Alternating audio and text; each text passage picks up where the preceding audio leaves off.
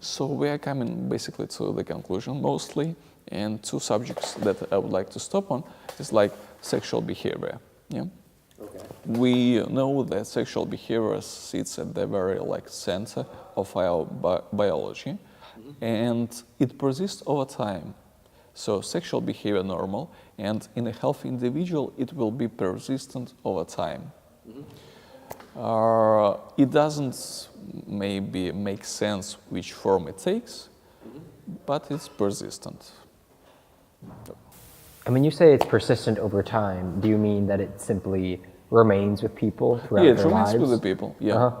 Okay. And as long as it remains, it provides a motivation to live, so it's important to preserve it. One of those three basic needs. Yeah.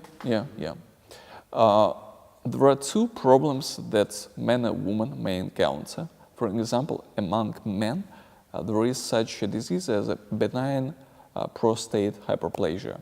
Yeah, and it's a very common disorder in people, especially after 70s. It affects 80% of the population, and it comes.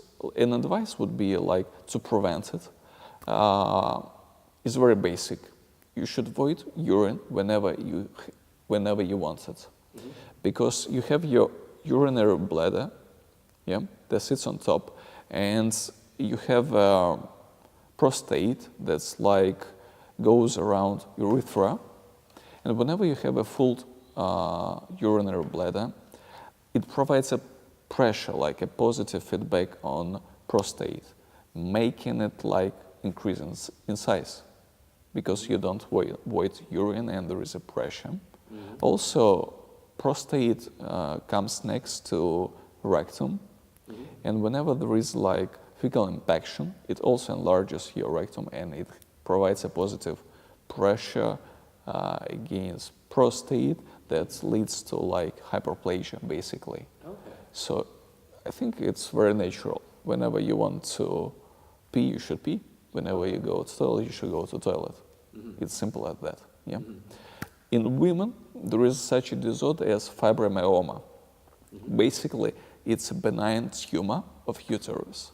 And the mechanism is very similar, in that whenever you don't void urine, whenever you want, the urinary bladder in women is just above the uterus, and it applies constantly pressure.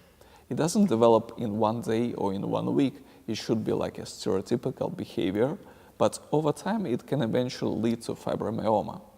So for a woman, to avoid and to prevent fibromyalgia to develop, the advice is simple.